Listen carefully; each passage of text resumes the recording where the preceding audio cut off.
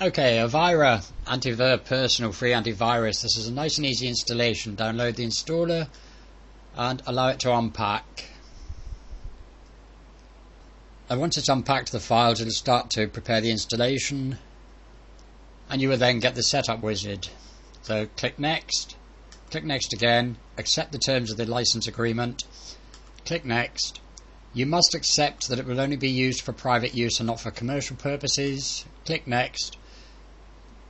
Do the complete installation. Advanced users may want to use the custom. Click next. You need to fill in your name and your email twice, your country, and also register as a user of Avira. Click next and you'll find your registration successful. Click next and it will then install the program. And again, this will take a few minutes. Now once it's installed, you have the option to look at the README text. Click finish and you will get the configuration wizard. Now what you want to do is click next. These are pre-ticked. Activate the head heuristics. Leave it on medium detection level. If you put it on high, you will get a lot of false positives. So for most of you, just leave it on medium. You'll be quite happy with that. Now, you can also be protected from other threats, adware and spyware, dialers and so on. You can also tick fraudulent software, jokes, security, privacy risks, and unusual runtime compression, or you can leave it on the default. Click next. You have the option of normal start, where it will boot normally with your computer. If you go for secure start, it will load first and your boot time will be increased. So if you're security conscious, you'll go for the secure start and wait the few extra minutes. I'll leave it on normal start as most of you do. Now perform short system scan after installation. Click next and click finish. In your system tray and on your desktop you'll have a small umbrella icon, and it's now scanning for updates and it will download and install them. Now during the installation you do get this pop-up window giving you 20% off the premium version, so just close that and allow it to continue to download the updates and install them. And once it's done that, it'll do an automatic countdown, or you can close it manually and you'll get a little pop-up telling you that updates are available. If you double click the umbrella icon and start the program, open up the user interface.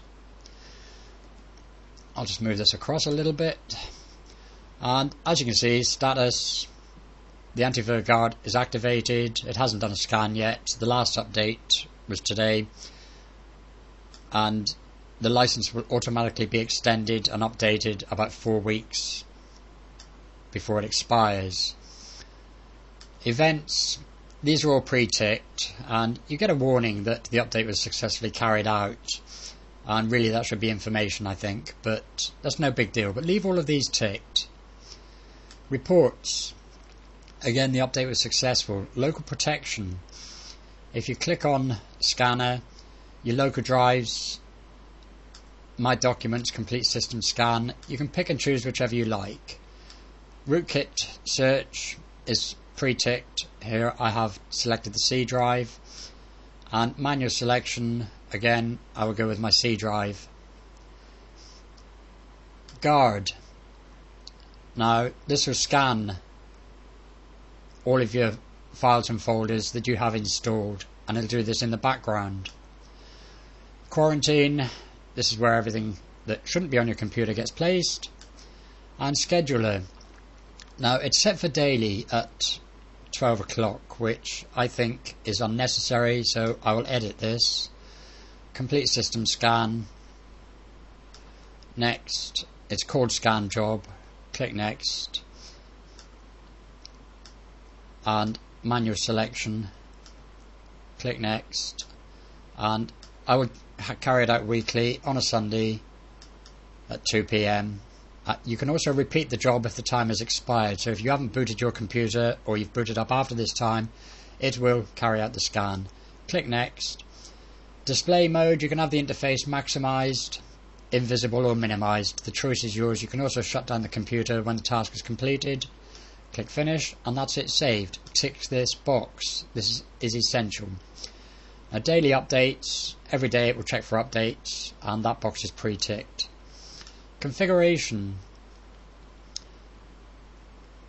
Now if we look at the scanner, you have all files. Use smart extensions. Leave that as it is. Expert users may want to go into the file extension list and add or remove as appropriate. Archives. You'll find that this box is pre-ticked to scan archives.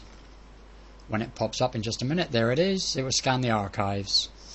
And the guard, again, scan when reading and writing. And again, I would change this to use smart extensions. You can use the file extension list, and you can see a list of extensions which are here. So the choice is yours. You may well want to leave it on the default. Now if we just look at expert mode quickly, if we go on to scanner, you can get action for concerning files, archives, exceptions and heuristics.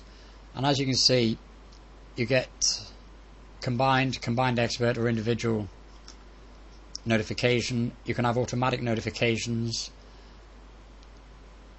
You can view reports, default, off, extended, complete.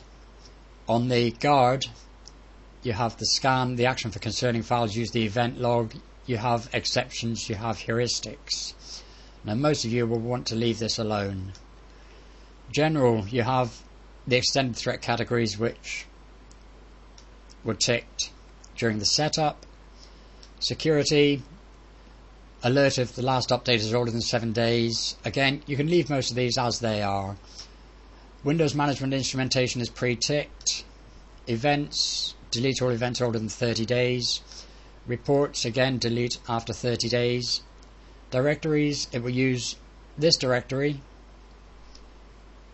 which is where Avira works from.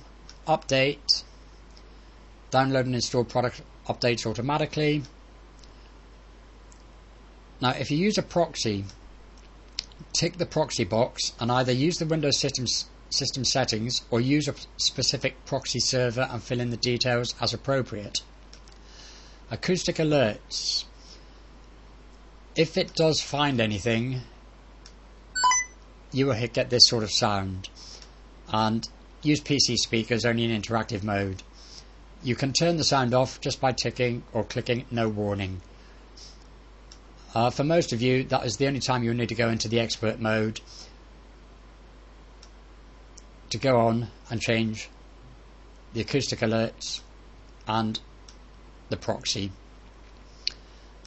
Click OK, come out of that, and basically that's it. It's set up, it's ready to go.